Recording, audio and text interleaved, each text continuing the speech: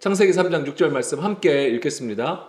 여자가 그 나무를 본즉 먹음직도 하고 보암직도 하고 지혜롭게 할 만큼 탐스럽기도 한 나무인지라 여자가 그 열매를 따먹고 자기와 함께 있는 남편에게도 주매 그도 먹은지라. 아멘. 자, 우리 지난 시간까지 우리가 2장을 보았습니다. 자, 하나님이 아담에 독처하는 것이 좋지 않으므로 돕는 배필을 만드셨죠. 돕는 배필의 가장 큰 역할이 무엇입니까? 누가 돕는 배필이에요?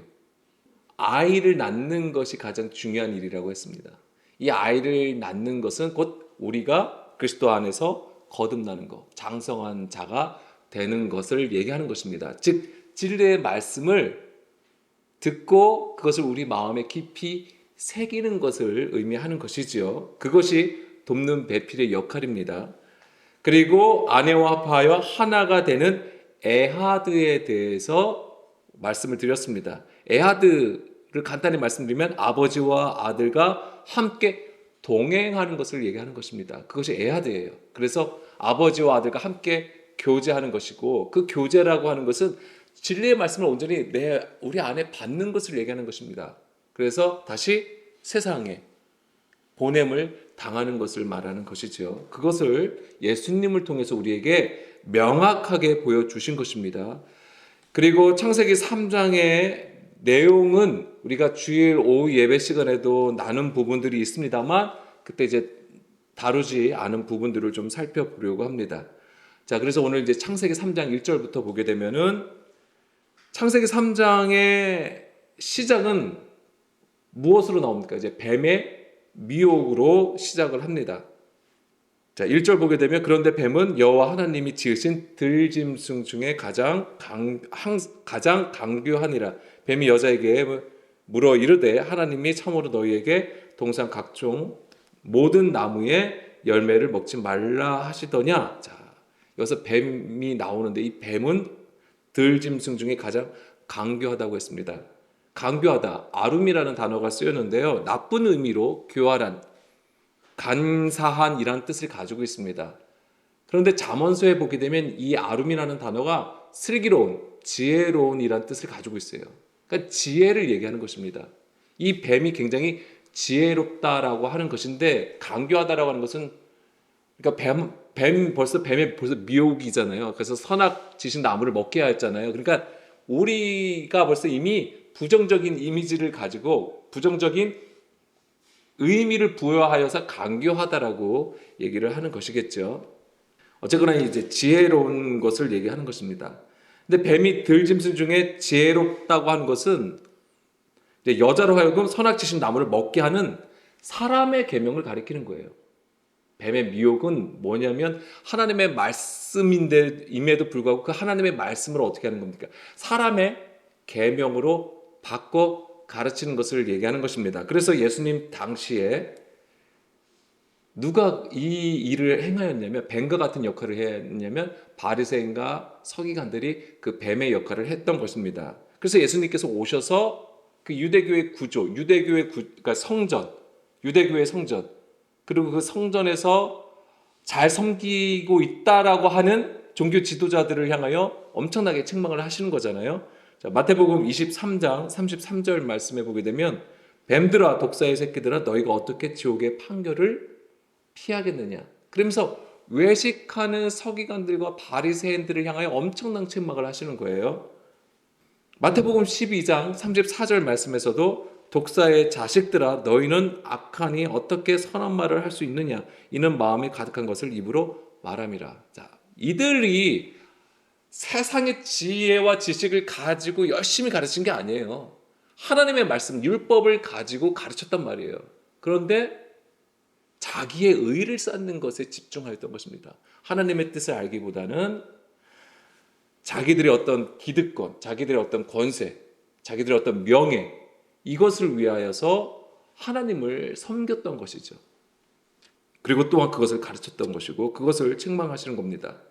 자, 세례 요한도 바리새인들과 서기관들을 향하여 독사의 자식들이라 라고 얘기를 했습니다. 마태복음 3장 7절 말씀이죠.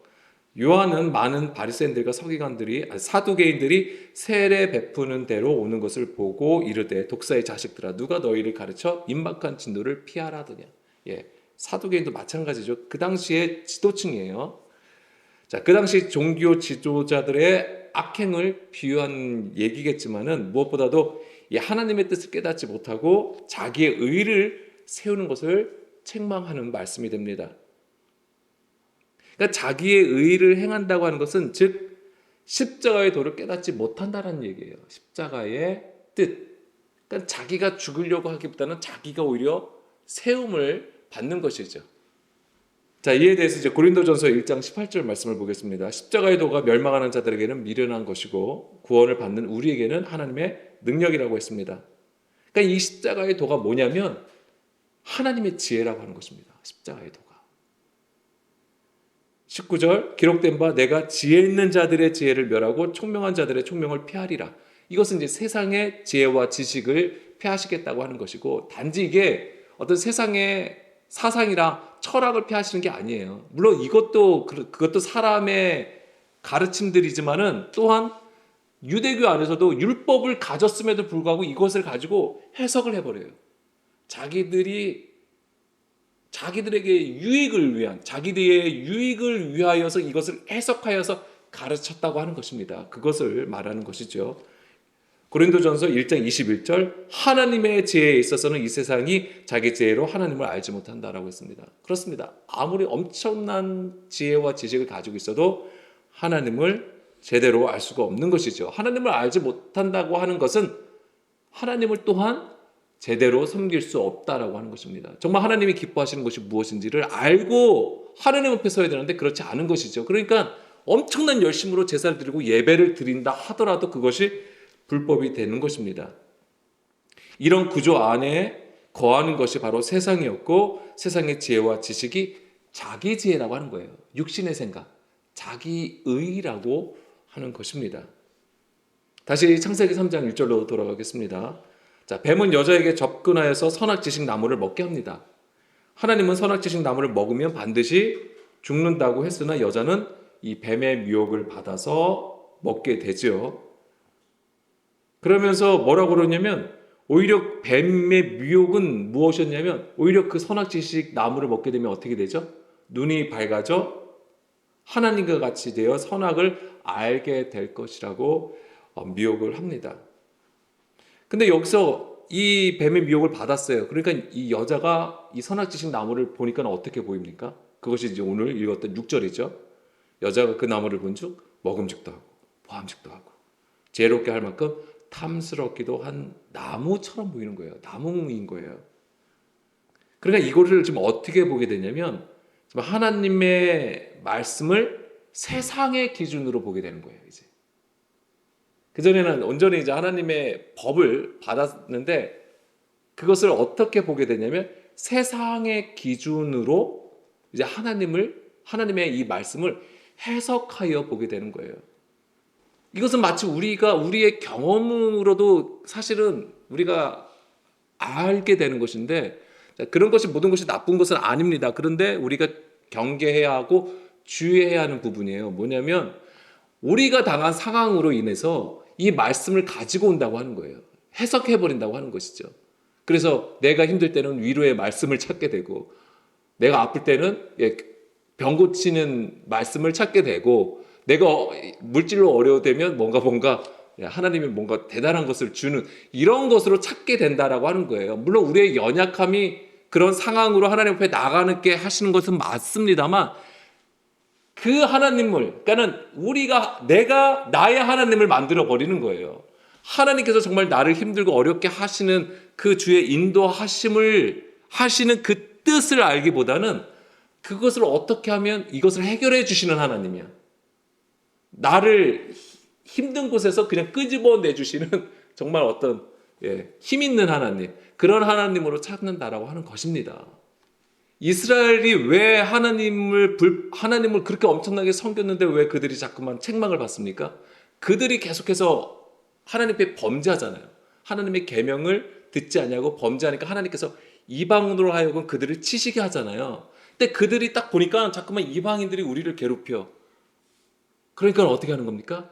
그 이방인들이 원수가 되어버린 거예요. 그리고 원수가 됐고 그들은 하나님의 법을 모르는 자들이라고 생각을 하기 때문에 자기들은 더더욱더 이 법을, 하나님의 율법을 가지고 더더욱더 열심을 섬기는 것이고, 이방인들은 무조건 배척하고 그들을 죄인 취급을 해버리는 거예요. 그런 상황으로 계속 역사가 흘러왔던 것이죠. 그렇게 해석을 해버리니까 그것이 다 그들의 전통이 되어버리고 유전이 되었던 것입니다. 사람의 계명이 되었던 것이죠. 자, 이 창세기 3장 6절 말씀은 바로 이 세상의 기준으로 이 하나님의 말씀을 보게 된 것입니다. 그러니까는 세상의 기준으로, 자기의 기준으로 이 말씀을 가지고 있지만 자기의 기준으로 선과 악을 판단하게 되어버리는 것이죠. 자, 요한 1서 2장 15절 16절 말씀입니다. 2장 15절 말씀 보게 되면, 이 세상이나 세상에 있는 것들을 사랑하지 말라. 누구든지 세상을 사랑하면 아버지의 사랑이 그 안에 있지 아니하니. 여기서도 이 사랑이라고 했을 때 감정적인 것으로 자꾸 생각하시면 안 돼요. 이 사랑이 무엇입니까? 성경에서 가르쳐주는 사랑은 계명을 지키는 것입니다. 그것이 진짜 사랑이에요. 그러니까 여기서 계명을 지킨다는 것은 듣고 순종함을 얘기하는 것입니다. 근데 세상을 사랑한다는 얘기는 그걸 듣지 않는다고 하는 거예요. 표면적으로 하나님의 말씀을 가지고 있고 예배의 구조를 가지고 있어도 듣지 않는다고 하는 것입니다. 16절, 이는 세상에 있는 모든 것이 육신의 정욕과 안목의 정욕과 이생의 자랑이니 다 아버지께로부터 온 것이 아니고 세상으로부터 온 것이다.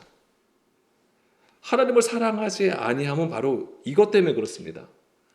진짜 하나님으로부터, 하늘로부터 오는 것을 받지 아니하고 자꾸만 자기들이 가지고 있는 땅의 지경을 가지고 해석하고 판단하고 그렇게 순종하였던 것입니다. 그것이 바로 육신의 정욕이고 안목의 정욕이고 이생의 자랑이라고 하는 거예요. 이것은 세상으로부터 오는 것이죠. 세상이라고 하는 것입니다. 근데 여기서 청구해서 우리가 알 것은, 이 세상으로부터 온 것은 지금 세상의 어떤 철학, 이런 사상들을 얘기하는 게 아니에요. 바로 우리의 마음에서부터 오는 거예요. 사람 안에서부터 오는 것이라고 하는 겁니다. 이게 뭐예요? 육신의 생각이라고 하는 것이죠. 그래서 그 육신의 생각을 따라서 행함을 얘기하는 것이죠. 지금 여자가 선악지식 나무를 보고 느끼는 것이 바로 그거예요. 그런데 다시 창세기 3장 6절로 들어가면, 자, 여자는 어떤 존재입니까? 바로 진리의 말씀을 가지지 않은 존재잖아요. 그러니까 뱀의 미혹을 받아요. 그래서 여자가 먼저 뱀의 미혹을 받았다라고 또 얘기합니다. 그런데 남자는 뭐죠? 보게 되면, 이 후반부에 보게 되면 여자가 그 열매를 따먹고 자기와 함께 있는 남편에게도 주매 그도 먹었다라고 되어 있어요. 아니, 왜 남자는 왜 먹었을까요? 우리 예전에 이거 어떻게 생각을 했냐면, 남자는 하나님의 말씀을 직접 받은 자예요. 근데 여자는 어떤 자입니까? 하나님의 말씀을 직접 받지 못하고 남자로부터 들은 자이기 때문에 아마 뱀의 미혹을 받았을 거다라고 얘기를 했던 부분이 있습니다. 그런데 어쨌거나 남자는 하나님으로부터 그럼 받았어요. 말씀을 받은 거잖아요, 직접. 근데 왜 먹었어요? 그럼 이런 상황이면 어떻게 해야 될까요? 어떻게 해야 될 것 같아요? 이게 끄지져야죠. 여자한테 너 왜 그걸 먹었냐고 혼내켜야 돼요. 예? 그런데 남자는 여자가 주는 걸 먹었어요. 여자를 너무 사랑해서 그랬을까요? 아니면 의리 때문에? 왜 먹어야 됐을까요? 여기에 바로 이 하나님의 구원의 메시지가 있다고 하는 것입니다. 왜 여자가 준 것을 먹어야 됐을까? 자, 사도 바울의 깨달음을 봐야 됩니다. 사도 바울이 어떻게 깨달았는지 좀 보겠습니다. 먼저 로마서 3장 20절입니다. 로마서 3장 20절에 보게 되면, 그러므로 율법의 행위로 그의 앞에 의롭다 하심을 얻을 육체가 없나니 율법으로는 죄를 깨달음이라. 여기서 제일 중요한 건 뭐냐면, 율법으로는 죄를 깨닫는다라고 하는 것입니다. 그런데 율법의 행위로는 하나님 앞에 의롭다 하심을 얻을 육체가 없다라고 하는 거예요. 이 선악지식 나무가 의미하는 것은 무엇입니까? 사람의 계명인데 이것이 바로 율법이었다고 하는 거예요. 율법. 하나님께서 주신 그 십계명, 그 율법을 얘기하는 게 아닙니다. 그것을 가지고 해석한 율법 조문을 얘기하는 것입니다. 예, 이걸 좀 살짝 구분하셔야 돼요. 그 율법이 그 율법이라고 생각을 하시면 안 돼요. 왜냐하면 십계명은 뭐니까 모든 말씀이라고 했고 그것은 영의 것입니다. 영의 말씀이라고 했어요. 사도 바울도 분명히. 그런데 사도 바울은 더 나아가 근데 그 율법을 가지고 있는데 그것을 영의 것으로 보지 않고 그 안에 있는 생명으로 깨닫지 못하고 문자 그대로를 가지고 있는 것을 얘기하는 거예요. 그게 이제는 그 율법을 가지고 순종하는 것이 이제 율법의 행위가 되는 것이고 그래서 그 율법의 행위로는 하나님 앞에 의롭다 하심을 얻을 육체가 없다. 구원을 받을 수가 없다라고 하는 것이죠. 구원에 이를 수가 없는 거예요. 근데 이 율법은 어떤 역할을 하게 되냐면 죄를 깨닫게 된다고 하는 것입니다.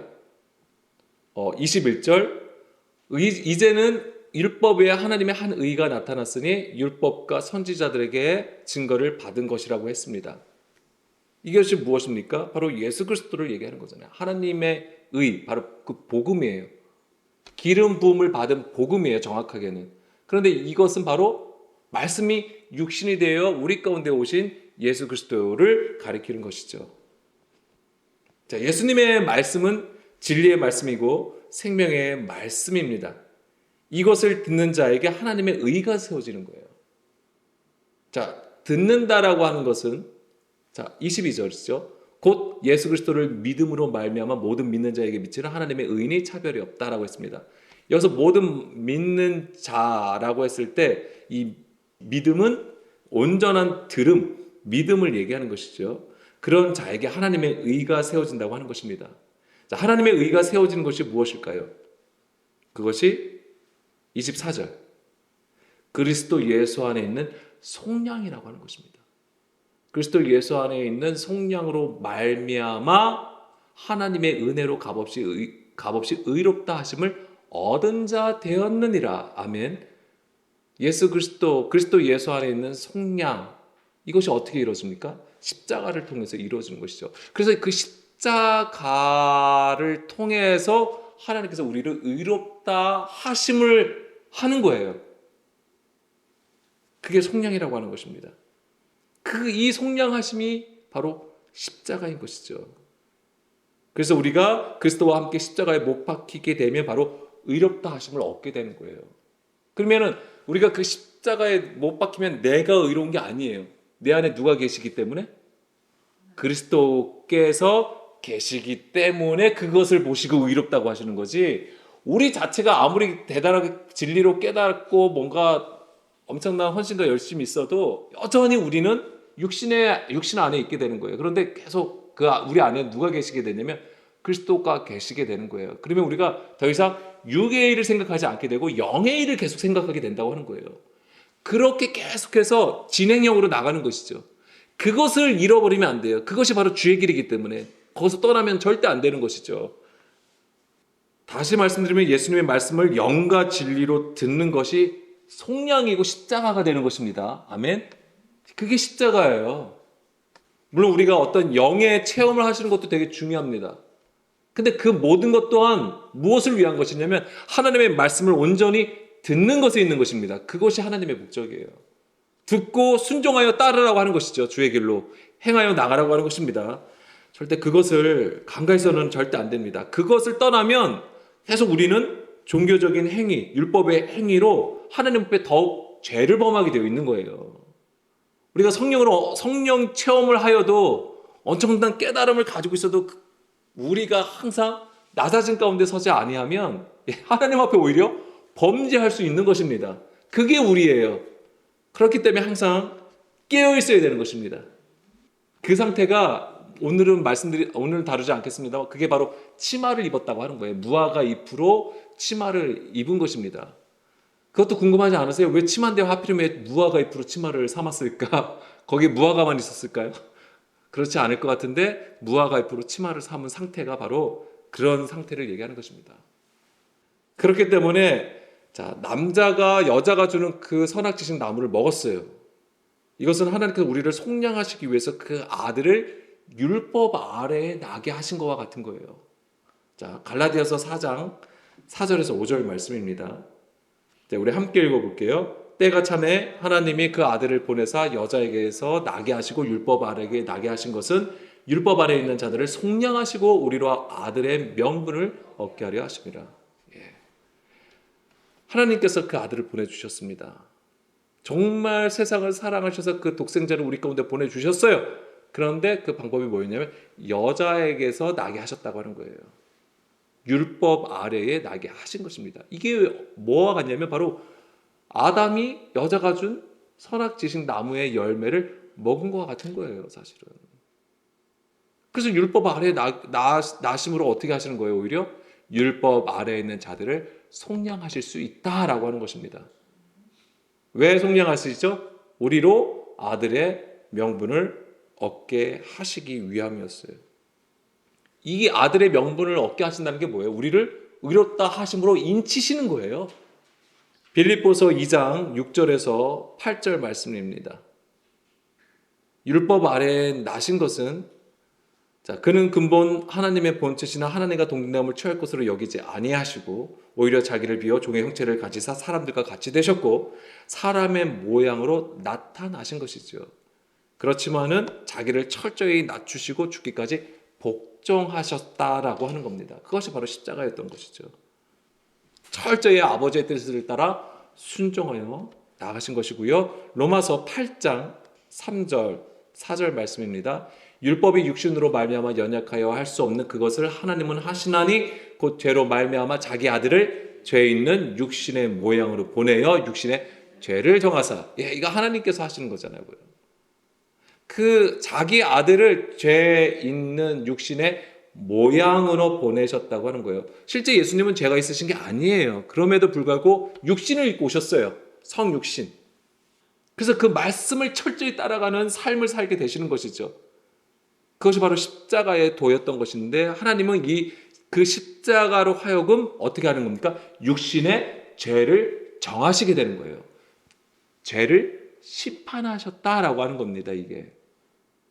그래서 4절 육신을 따르지 않고 그 영을 따라 행하는 우리에게 그러니까 예수님의 그 십자가로 우리가 또한 그 십자가에 못 박히는 역사가 있게 되는 거잖아요. 이제는 더 이상 그 십자가를 가짐으로 어떻게 되는 거예요? 육신을 따르지 않는다고 하는 것이고 영을 따라 행하지 않게 되는 거예요.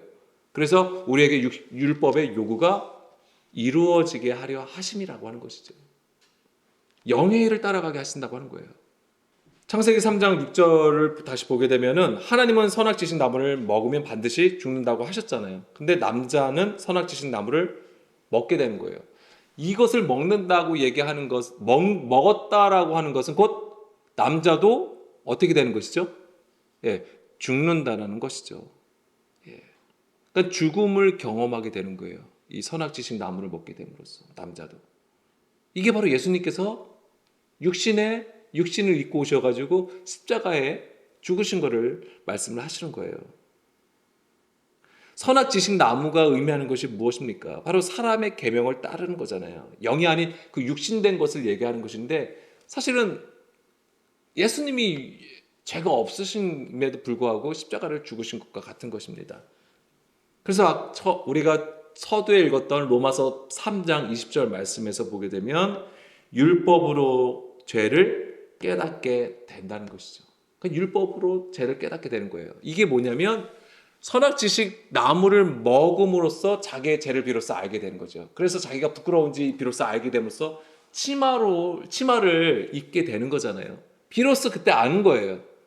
여전히 내가 육신에 속한 자라는 것을 비로소 알게 된다라고 하는 것입니다. 그러니까 선악지식 나무가 바로 율법이에요. 사람의 계명을 얘기하는 것이고 이 율법의 구조가 폐하여지는 것, 진멸당함이 뭐냐면 죽음이라고 하는 것입니다. 그래서 우리는 반드시 이 말씀을 따라 십자가를 통해서 이 죽음이 있어야 되는 것이고요.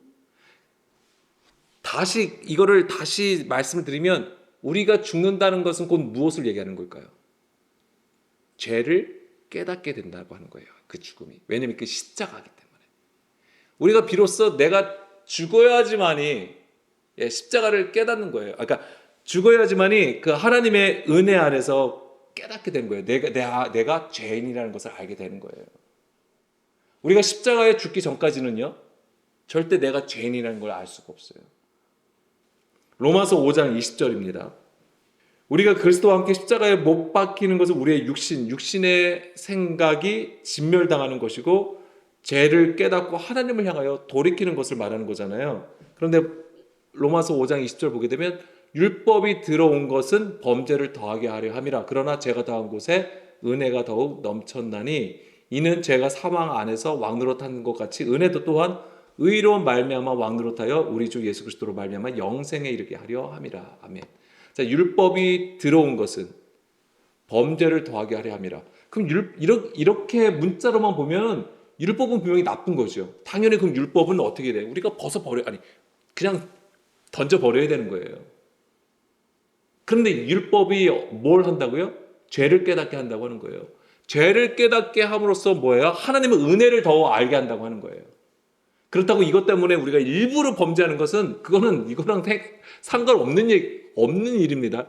그런 범죄를 얘기하는 게 아니잖아요. 하나님을 온전히 깨닫지 못하는 육신의 구조를 얘기하는 겁니다. 그러니까 율법으로 그러니까 사람의 계명을 따라서 계속해서 종교적인 행위로 하나님 앞에 섬기는 상태를 얘기하는 거예요. 그것이 하나님 앞에 범죄함이 되는 것이고, 우리가 이 죄를 깨닫게 될 때, 이제 죄라고 하는 것은 이제 주의 뜻에서 벗어난 상태를 얘기하는 거잖아요. 이 죄를 깨닫게 될 때에 우리가 죽을 수밖에 없는 자이지만은 예수 그리스도의 속량으로 우리가 구원을 받는다라고 하는 것이죠. 그러니까 이걸 잘 생각을 하셔야 됩니다. 자, 로마서 11장 32절. 하나님이 모든 사람을 순종하지 아니하는 가운데 가두어 두심은 모든 사람에게 긍휼을 베풀려 하심이라. 자, 이것도 우리가 오해하면 안 돼요. 하나님이 정말 아주 그냥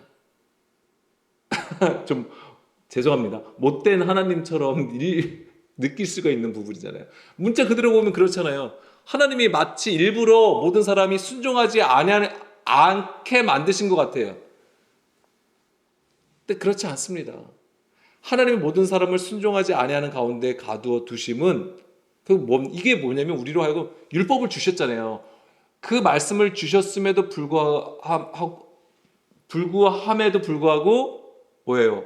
여전히 우리가 율법을 행할 수 없는 그런 육신을 가지고 있다고 말씀을 하시는 거예요. 그렇지만 그런 자들을 하나님은 그냥 내버려 두시는 게 아니고 모든 사람에게 긍휼을 베풀어 주신다고 하는 것이었고, 그것이 바로 십자가였던 것입니다. 그러니까 아담이 여자가 준 그 선악지식 나무의 열매를 먹은 것도, 예수님이 율법 아래에 나신 것도 모두 모든 사람을 구원하시기 위한 하나님의 은혜였다라고 하는 거예요. 그러니까 이 그림이. 그러니까 우리가 전체적으로 봤을 때에 왜 아담이 그 선악지식 나무를 왜 먹어야 되는지를 우리가 비로소 알게 된다고 하는 것입니다. 그것이 바로 하나님의 은혜였고, 예수님은 그 하나님의 뜻대로 온전히 순종하셨다라고 하는 것이죠. 이게 얼마나 큰 은혜이고 하나님의 사랑입니까? 자, 이것을 또한 우리가 잘 보여지는, 그러니까 성경에서 보여지는 그림이 있는데 그것이 바로 불뱀 사건이에요. 불뱀 사건. 자, 민수기 21장 5절 6절 말씀 보겠습니다. 자, 내용 다 아시죠? 뭐냐면 이제 백성이 하나님과 모세를 원망해요. 이제는 광야를 지나가면서 이제 원망을 하게 됩니다. 그러니까 원망을 하게 되니까 어떤 그들이 하는 행동이 무엇입니까? 하찮은 음식을 싫어한다. 이거 뭐예요? 하나님께 주신 만나잖아요. 만나를 어떻게 하냐면 하찮은 음식으로 여기는 거예요. 그다음 물도 그렇고, 뭐 하나님이 그들을 향하여 엄청난 은혜를 베푸심에도 불구하고 그들은 옛것을 생각하는 것이죠. 애굽의 것을 생각하면서 계속 불평불만하는 가운데 있어요. 그러니까 하나님께서 어떻게 하십니까? 불뱀을 보내시잖아요. 6절, 여호와께서 불뱀들을 백성 중에 보내어 백성을 물게 하심으로 이스라엘 백성 중에 죽은 자가 많다라고 했습니다. 그러니까 7절, 그거를 왜 자꾸만 어디 딴 데다 옮기시나. 7절, 백성이 모세에게 이르러 말하되 우리가 여호와와 당신을 향하여 원망함으로 범죄하였사오니 여호와께 기도하여 이 뱀들을 우리에게서 떠나게 하소서. 모세가 백성을 위하여 기도하매 하나님께서 어떻게 하시죠? 노뱀을 만들라고 하시죠. 그래서 노뱀을 만들고 물린 자마다 그것을 보면 살게 된다라고 말씀을 하십니다. 하나님께서 이스라엘 백성들이 원망했을 때에 불뱀을 보내십니다. 그죠? 근데 이 불뱀이 뭐냐면 이게 사라프 나하시예요. 이 나하시는 뱀이에요. 그래서 창세기 3장에 뱀 할 때 이 나하시라는 단어를 썼고, 근데 그 앞에 불이 붙었어요. 불. 예, 사라프인데 불을 켜다, 태우다라는 뜻을 가지고 있어요. 그런데 여기에 또 어떤 뜻이 있냐면 스랍이라는 뜻도 가지고 있습니다. 스랍이 뭐죠? 예, 천사를 얘기하는 거예요. 그러니까 이게 굉장히 성경을 우리가 볼 때에 되게 어떻게 보면 우리를 어렵게 만드는 부분이기도 하지만은 이사야 6장 2절 말씀에 보면 스랍이 나옵니다. 이 스랍이 바로 사라프라는 단어가 쓰였습니다. 그러니까 이 불뱀도 하나님의 뜻을 알게 하시기 위해서 보내신 것이 됩니다. 그런데 보세요. 이스라엘이 하나님께 자기들이 원망했잖아요. 근데 자기들이 하나님을 원망하여 하나님 앞에 범죄한 것을 언제 알게 돼요? 다시 민수기 21장 7절로 돌아가세요. 그러니까 죄를 언제 알게 됩니까? 아까 죄를 언제 깨닫게 된다고 했어요?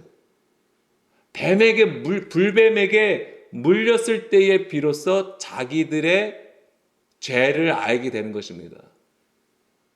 7절에 보세요. 이렇게 얘기하잖아요. 백성이 모세에게 이르다 말하되 우리가 여호와와 당신을 향하여 원망함으로 범죄하였다. 근데 이것을 얘기하는 것이 어느 시점이냐? 불뱀에게 물렸을 때에 바로 이런 고백이 일어나요. 그러니까 불뱀에게 물리기 전에는 이 고백이 이루어지질 않아요. 나의 죄를 깨닫지 못하는 거예요. 그러니까 이것도 우리가 이 관점에서 보게 되면 여자가 자기가 연약한 자라는 것을 언제 알게 되냐면 그러니까 뱀의 미혹은 받을 수 있어요. 근데 뱀의 미혹을 받아도 예수님의 경우는 그 사단의 시험을 이겼잖아요. 근데 여자의 경우는 이 뱀의 미혹을 받아서 먹었단 말이에요. 이 선악지식 나무를 먹게 됨으로써 이제는 비로소 자기의 부끄러움을 알게 되었다고 하는 거죠. 수치를 알게 되었다고 하는 거예요. 그래서 치마를 입게 되는 거잖아요. 자신의 죄를 알게 될 때에 비로소 우리가 하나님을 찾고 회개하게 되는 거예요. 그전에는 절대 회개할 수 없어요. 우리가 회개를 해도 구원을 받으려고 해도 나의 죄를 먼저 알아야 되는 거예요. 내 죄도 모르는데 아무리 열심히 회개해봐요. 그게 무슨 소용입니까? 그러니까 제일 중요한 우리의 관점은 뭐냐면 죄를 깨닫는 것에 있는 거예요. 물론 하나님의 말씀을 통해서 사랑의 말씀, 은혜의 말씀, 위로의 말씀에 그 말씀 아는 거 굉장히 중요합니다. 근데 내가 죄를 깨닫지 못하고 여전히 육신 가운데 있는데 그 많은 것을 얘기하고 많은 것을 구해봤자 무슨 소용입니까? 오히려 그 열심히 하나님 앞에 범죄한다고 하는 거예요. 비로소 불뱀에게 물려서 죽게 되었을 때에 비로소 자기들이 하나님 앞에 원망하였구나라는 것을 알게 되는 것입니다.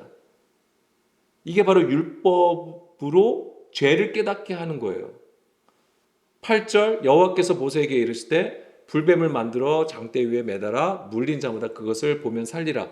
모세가 놋뱀을 만들어 장대 위에 다니 뱀에게 물린 자가 놋뱀을 쳐다본 즉 모두 살더라. 아멘. 이 놋뱀이 의미하는 것이 무엇입니까?